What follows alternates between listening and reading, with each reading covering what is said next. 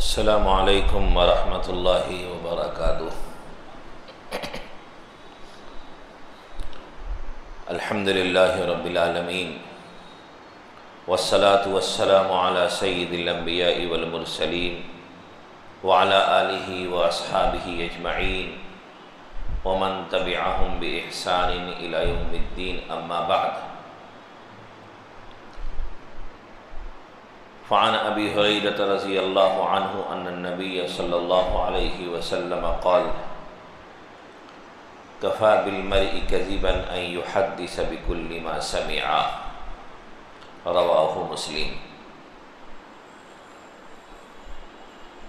محترم حضرات، ابھی آپ کے سامنے ایک روایت جو مسلم شریف میں ہے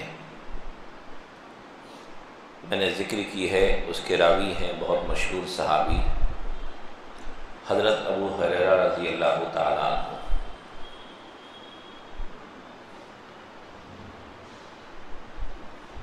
کچھ چیزیں اسلام کے ابتدائی زمانے میں منافقین ہی کی پہچان تھی، غیر مسلموں کی پہچان تھی، لیکن رفتہ رفتہ وہ برائیاں عام ہو گئیں اور مسلمانوں میں بھی وہ برائیاں پیدا ہو گئیں۔ ان برائیوں میں سے ایک اہم ترین جس کی اصلاح بہت ضروری ہے، بہت بدترین برائی جھوٹ ہے۔ حالانکہ جھوٹ کو شریعت نے بہت ہی ناپسندیدہ گناہوں میں سے شمار کیا ہے، اور مسلمان جھوٹ بولے یہ ایسا نہیں ہو سکتا۔ احادیث میں یہ باتیں کہی گئی ہیں، گویا کہ ایمان اور جھوٹ دونوں ایک ساتھ جمع نہیں ہو سکتے۔ لیکن آج لوگوں کی حالت کیا ہے، ہم سب اس سے واقف ہیں کہ جھوٹ بولنا ایک ایسا عام ہو گیا ہے کہ جھوٹ بولنے پر انسان کو یہ احساس ہی نہیں ہوتا کہ واقعی ہم نے کوئی غلط کام کیا ہے۔ حالانکہ آپ سب جانتے ہیں کہ جھوٹ بولنا گناہ کبیرہ ہے، کوئی صغیرہ گناہ نہیں ہے۔ جھوٹ بولنا گناہ کبیرہ ہے۔ بہت سے گناہ کبیرہ جن سے لوگ بچنے کا اہتمام کرتے ہیں، اگر کسی سے وہ گناہ ہو جائے تو وہ اندر سے بے چین ہو جاتا ہے کہ بھئی مجھ سے یہ گناہ، یہ غلطی ہو گئی۔ لیکن آپ دیکھیے کہ جھوٹ کے بارے میں کوئی بے چینی ہوتی ہے، بلکہ جھوٹ کا معاملہ تو ایسا ہو گیا کہ انسان بلا ضرورت بھی جھوٹ بولتا ہے، بات بات میں جھوٹ بولتا ہے۔ یہ کیا ہے؟ گناہ کے گناہ ہونے کا احساس دل سے نکل جانا۔ حالانکہ یہ گناہ کبیرہ ہے، کبیرہ گناہوں میں سے، اور کبیرہ گناہوں میں بھی بڑے بدترین گناہوں میں سے۔ اسلام نے ایمان والوں کی شان یہ ذکر کی ہے کہ ایمان والے سچ کے پابند ہوتے ہیں۔ وہ حدیث جو آپ کے سامنے اس سے پہلے آ چکی ہے، اس میں نبی اکرم صلی اللہ علیہ وسلم نے فرمایا کہ منافق کی 3 علامتیں ہیں، مسلمانوں کی نہیں بلکہ منافق کی، کہ جو بظاہر مسلمان ہو، حقیقت میں دل میں کفر چھپائے ہوا ہو، اس کی 3 علامتیں ہیں۔ فرمایا کہ بات کرے تو جھوٹ بولے، وعدہ کرے تو وعدہ خلافی کرے، اور امانت رکھی جائے اس کے پاس تو امانت میں خیانت کرے، اور ایک روایت میں ہے کہ جب اس سے کسی کا جھگڑا ہو تو گالی گلوچ کرے۔ ان تینوں اور ان 4 علامتوں کو ذہن میں رکھیے تو آج اپنے معاشرے پہ نظر ڈالیں گے تو ان میں سے کون سی ایسی برائی ہے جو ہم مسلمانوں میں نہیں ہے؟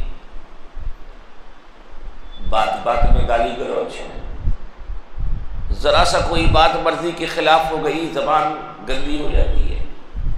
گھر کے اندر بھی لوگوں کا وہی حال ہے، گھر کے باہر بھی وہی حال ہے۔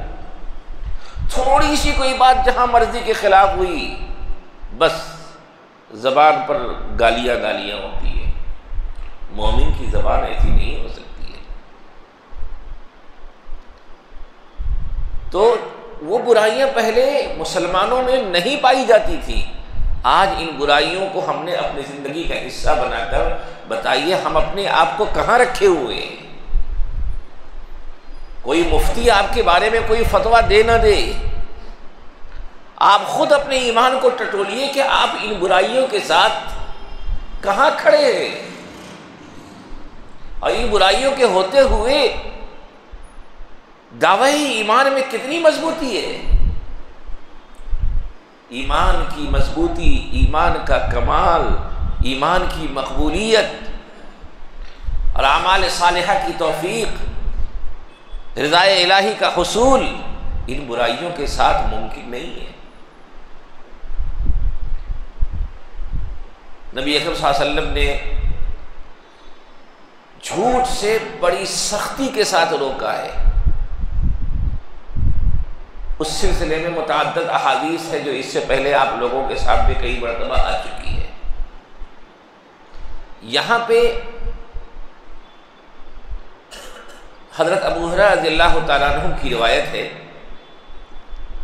کہ نبی اکرم صلی اللہ علیہ وسلم نے ارشاد فرمایا کفا بالمرء کذبا ان یحدث بکل ما سمع،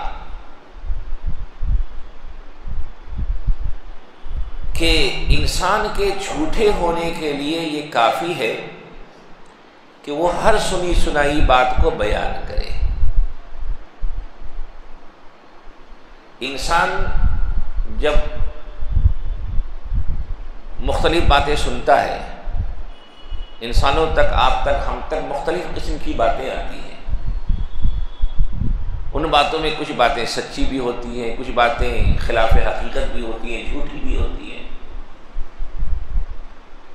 اب جب ہم آگے بیان کر رہے ہیں اس کو، کسی اور کے سامنے اسے ہم ذکر کر رہے ہیں، تو اب یہاں سے ہماری ذمہ داری شروع ہوتی ہے اس حدیث کی روشنی میں، کہ انسان کے جھوٹے ہونے کے لیے یہ کافی ہے کہ ہر سنی سنائی بات کو وہ بیان کرے۔ گویا کہ اس حدیث کا ایک پیغام کیا مل رہا ہے کہ آپ تک جتنی باتیں آ رہی ہیں ان میں سچی باتیں بھی ہوں گی، جھوٹی باتیں بھی ہوں گی۔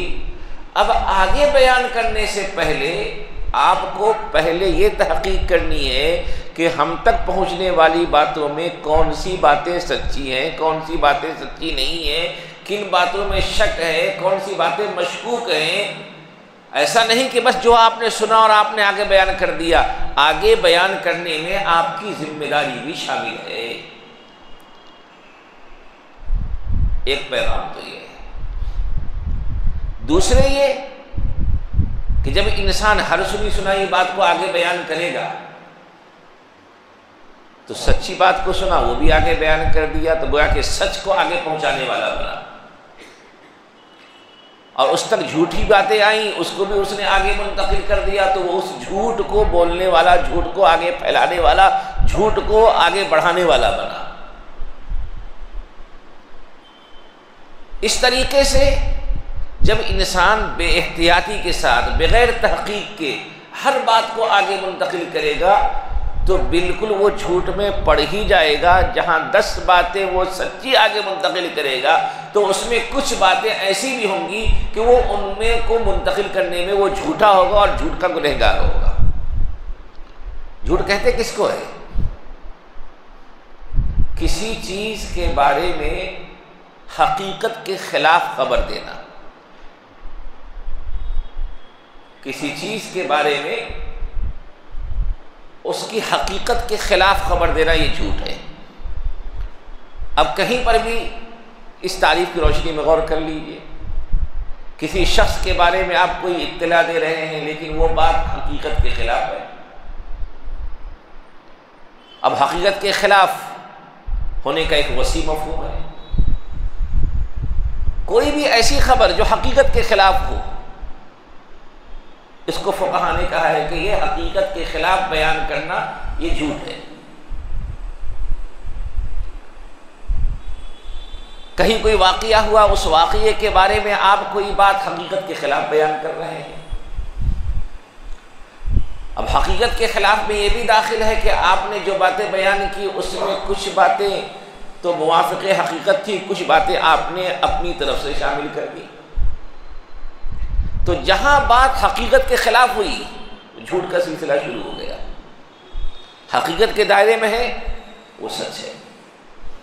تو کسی انسان کے بارے میں ہو، کسی واقعے کے بارے میں ہو، کسی شخصیت کے بارے میں ہو، کسی بھی چیز کے بارے میں کوئی بات حقیقت کے خلاف آپ بیان کر رہے ہیں یا حقیقت کے خلاف آئی ہوئی بات کو آپ آگے پہنچا رہے ہیں، یہ جھوٹ ہے۔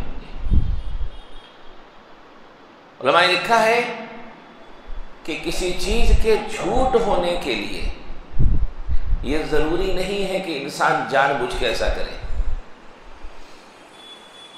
بغیر عمد کے، بغیر قصد کے بھی اگر انسان حقیقت کے خلاف کوئی چیز بیان کر رہا ہے تو وہ جھوٹ کے قبیل سے ہے۔ ہاں، گناہ ہونے نہ ہونے میں فقہ نے لکھا ہے کہ تفصیل ہے کہ انسان جان بوجھ کے ایسا کر رہا ہے، خلاف حقیقت کوئی بات جان رہا ہے کہ یہ بات خلاف حقیقت ہے، پھر بھی اس کو آگے منتقل کر رہا ہے یا اپنی طرف سے اس بات کو بول رہا ہے، جان بوجھ کر کے کوئی بات خلاف حقیقت منتقل کر رہا ہے تو گنہگار ہوگا۔ اور اگر اس کا کوئی ایسا قصد و ارادہ نہیں ہے، انجانے میں اس سے یہ غلطی ہو رہی ہے، تو جھوٹ تو ہے لیکن گناہ نہیں ہوگا، لیکن اس کا یہ عمل پھر بھی ناپسندیدہ ہے، برا عمل ہے، کیونکہ ایمان والوں کو اس بات کی تعلیم دی گئی ہے کہ ہر بات کو آگے نہ پہنچائیں۔ آج کے دور میں یہ چیز بہت عام ہو چکی ہے، انسان تو باتوں کو ہضم کرنا جان ہی نہیں رہا ہے،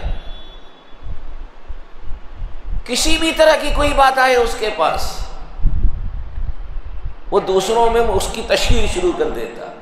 تو اب ذہن میں رکھیے گا، آپ تک بات آنے کے بعد آگے منتقل کرنے میں آپ کی ذمہ داری شامل ہے۔ آپ اپنے آپ کو جھوٹا ہونے سے بچانا چاہتے ہیں تو آپ کو اس موڑ پہ احتیاط کی راہ اختیار کرنی ہوگی، ورنہ اس جھوٹ کا حصہ آپ بھی بن جائیں گے، اس جھوٹ میں حصے دار آپ بھی بن جائیں گے۔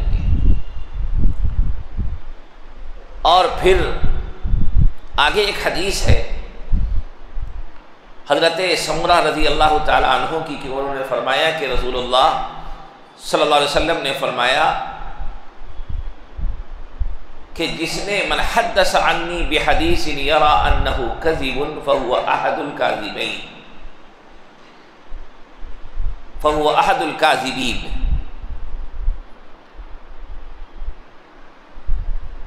کہ جس نے میری طرف سے کوئی ایسی حدیث بیان کی جس سے وہ سمجھتا ہے کہ وہ حدیث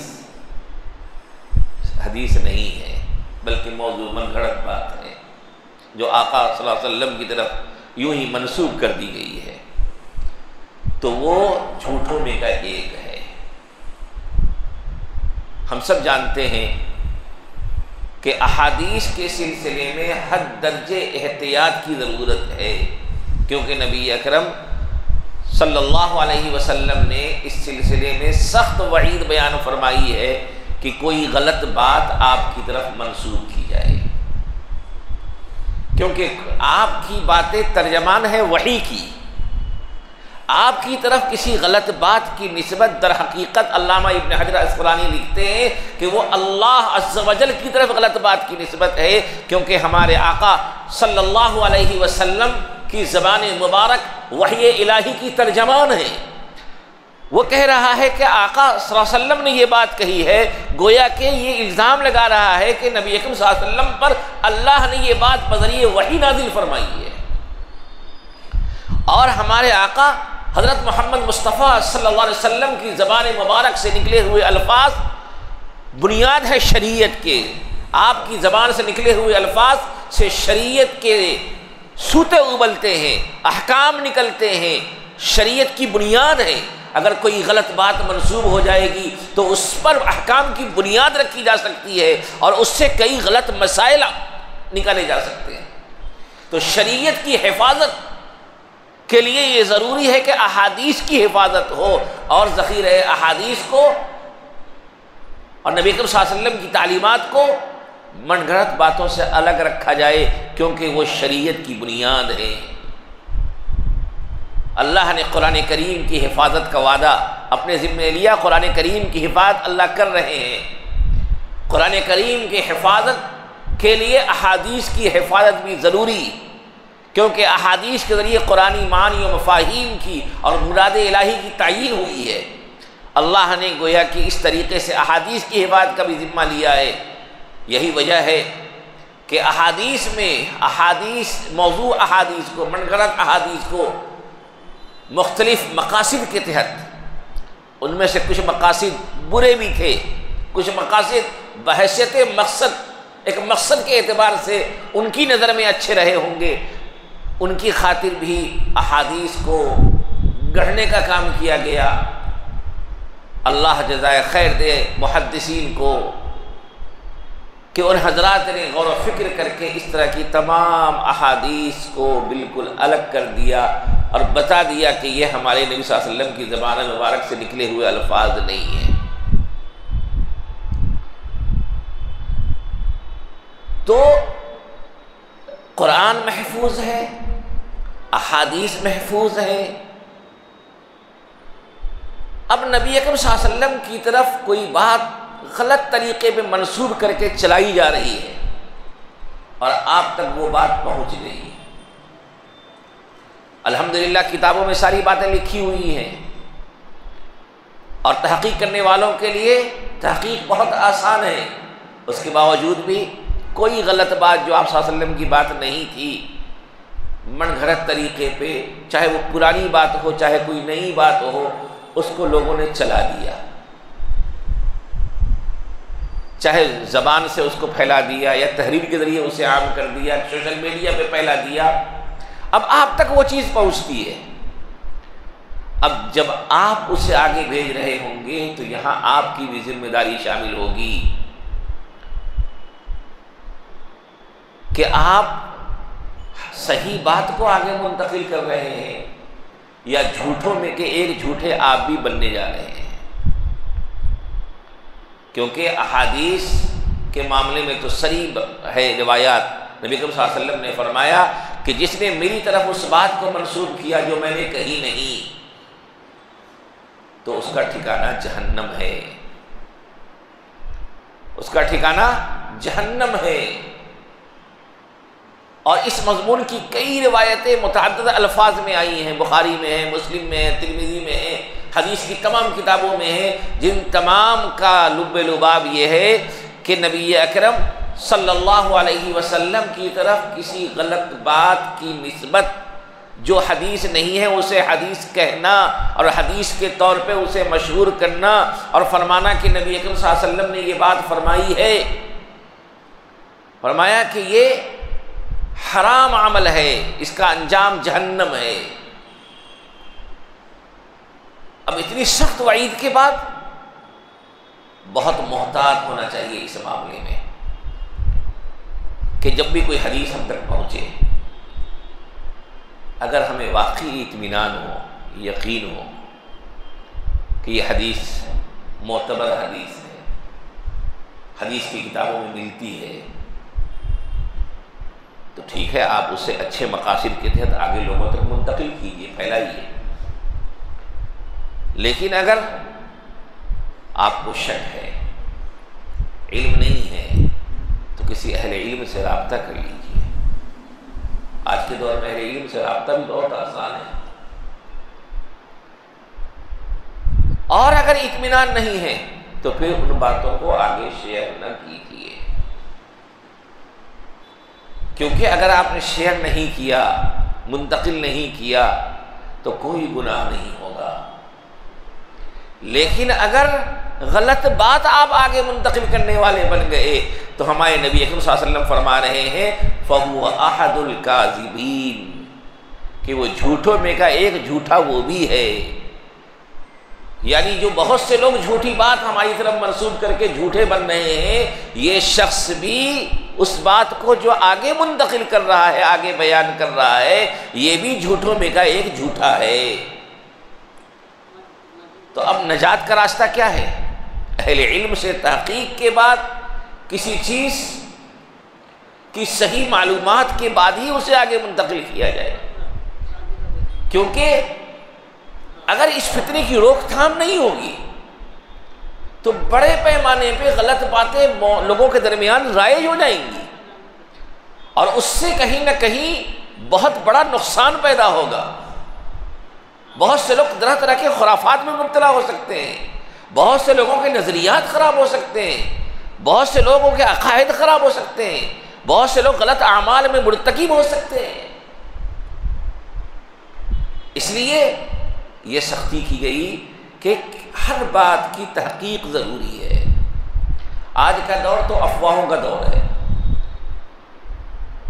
اور آج کے دور میں تو احتیاط مزید بڑھ گئی ہے، چونکہ بہت سی چیزیں جو ماضی میں ممکن نہیں تھی، آج کے دور میں ٹیکنالوجی کے ذریعے وہ چیزیں ممکن ہو گئی ہیں۔ مثال کے طور پر کسی کی آواز میں کوئی ایسی بات کہلا دی جائے جو اس نے کہی نہیں، سننے میں بظاہر آپ کو ایسا لگے گا کہ یہ فلاں کی ہی آواز ہے، نہیں، ذرا تھوڑا سا سنبھل کے قدم بڑھائیے، ہو سکتا ہے کہ یہاں پہ کچھ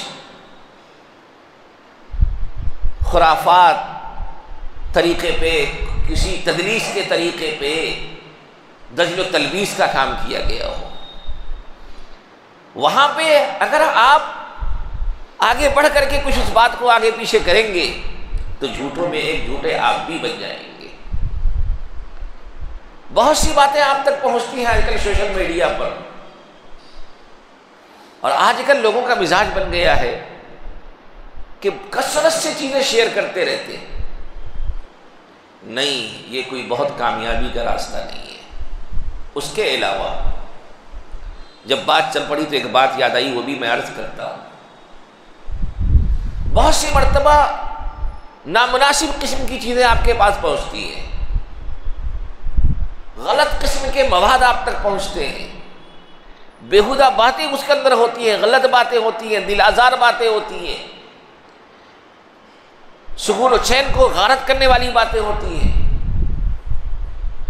کسی نے اپنے کسی غلط ارادے کے تحت اس بات کو چلا دیا، شہرت کے لیے، پبلسٹی کے لیے، اپنے ویو آنے کے لیے، لوگوں میں اپنا چرچا بڑھانے کے لیے وغیرہ، جو بھی اس کا غلط مقصد ہو۔ اب ہر شخص کے پاس وہ چیز پہنچ رہی ہے، وہ دوسروں کو بھیج رہے ہیں، وہ دوسروں کو بھیج رہے ہیں، وہ دوسروں کو بھیج رہے ہیں۔ ان کے بھیجنے کا مقصد اچھا ہوتا ہے کہ لوگوں کو آگاہ کرنا، لیکن آپ کے اس مقصد سے اس کا اصل مقصد پورا ہو رہا ہے۔ وہ تو چاہ ہی رہا تھا کہ اس کی یہ چیز ہزاروں کروڑوں لوگوں تک پہنچتی، اس کے مقصد کو آپ نے بھیج کر کے، شیئر کر کے، ان بیہودہ باتوں کو عام کر کے اس کے مقصد کو کامیاب بنا دیا۔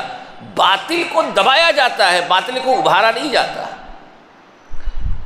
غلط چیزوں کو مٹانے کی کوشش کی جاتی ہے، اس کو مزید پھیلانے کی کوشش نہیں ہونی چاہیے۔ تو اس کو شیئر کر کے مٹانے کے بجائے ہم عام کر دیتے ہیں۔ نہیں، ایسی چیزیں اگر آپ کے پاس آئیں تو اس کو مٹانے کی طرف قدم بڑھائیے۔ مٹانے کی جو ترتیبیں ہو سکتی ہیں، مناسب تدبیریں، تاکہ وہ مزید وہ چیز عام نہ ہو، تاکہ اس کا مقصد کامیاب نہ ہو۔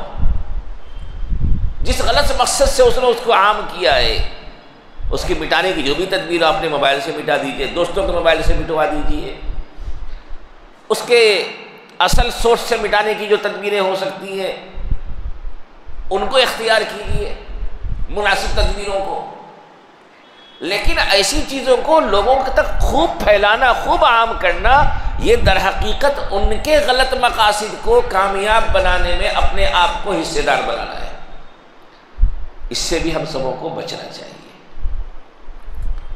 آگے ایک روایت ہے حضرت اسما رضی اللہ تعالی عنہ کی، وہ فرماتی ہیں کہ ایک خاتون آئیں اور انہوں نے کہا یا رسول اللہ ان لی ضرۃ فہل علی جناح ان تشبعت من زوجی غیر الذی یعطینی، کہ میری سوگن ہے تو کیا مجھے اس بات میں کوئی گناہ ہوگا کہ میں اپنے شوہر کی طرف اس چیز کا اظہار کروں جو مجھے وہ دیا نہیں ہے؟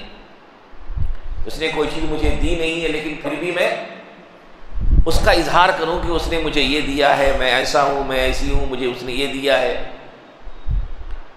تو نبی اکرم صلی اللہ علیہ وسلم نے فرمایا المتشبع بما لم يعط كلابس ثوب الزور۔ آپ صلی اللہ علیہ وسلم نے فرمایا کہ اس چیز کا اظہار کرنے والا جو اسے دیا نہیں گیا،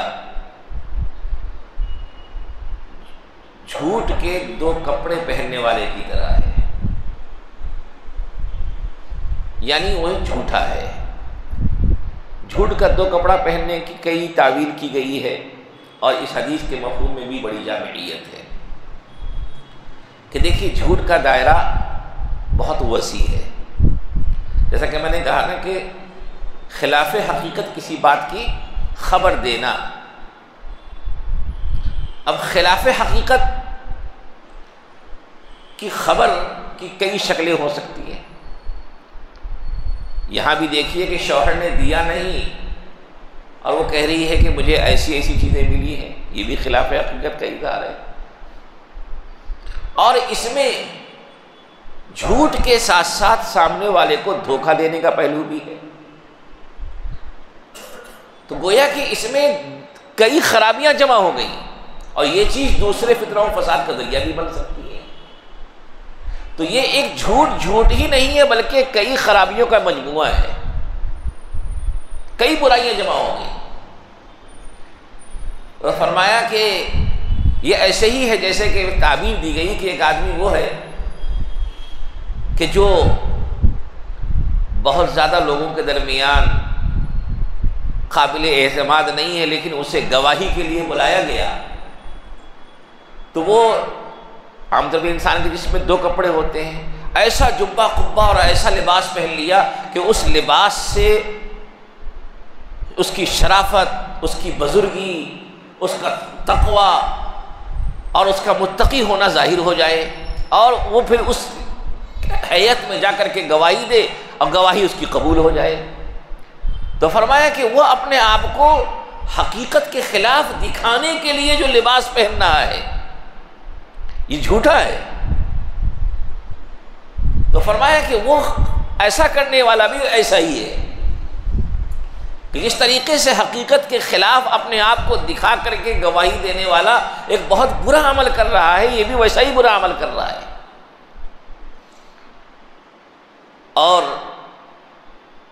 علماء نے مزید اس میں لکھا ہے کہ ایک ہے صالحین کا لباس پہننا، صالحین کی شکل و صورت اور شباہت اختیار کرنا اللہ کی رضا کے لیے اچھے مقصد سے، کہ تاکہ احب الصالحین ولست منہم لعل اللہ یرزقنی صلاحا، کہ میں صالحین کی شباہت اختیار کر رہا ہوں تاکہ اللہ مجھے بھی ان کی زندگی، ان کی جیسی زندگی تقوی اور صلاح عطا کر دے، اللہ ان کی جیسی عادتیں خوبیاں ہمارے اندر بھی پیدا کر دے۔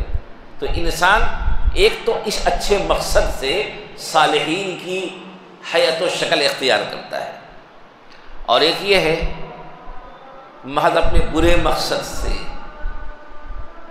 اذان ہو جاتی ہے۔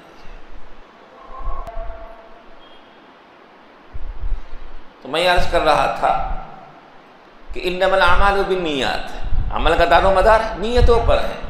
ایک تو یہ ہے کہ وہ صالحین کا، اہل زہد کا، اہل تقوی کا طور طریقہ اور ان کی شکل و شباہت کو اختیار کر رہا ہے تاکہ اللہ اس جیسا ہی سے بنا دے، اپنے اندر وہ صفت پیدا کرنے کے لیے اختیار کر رہا ہے۔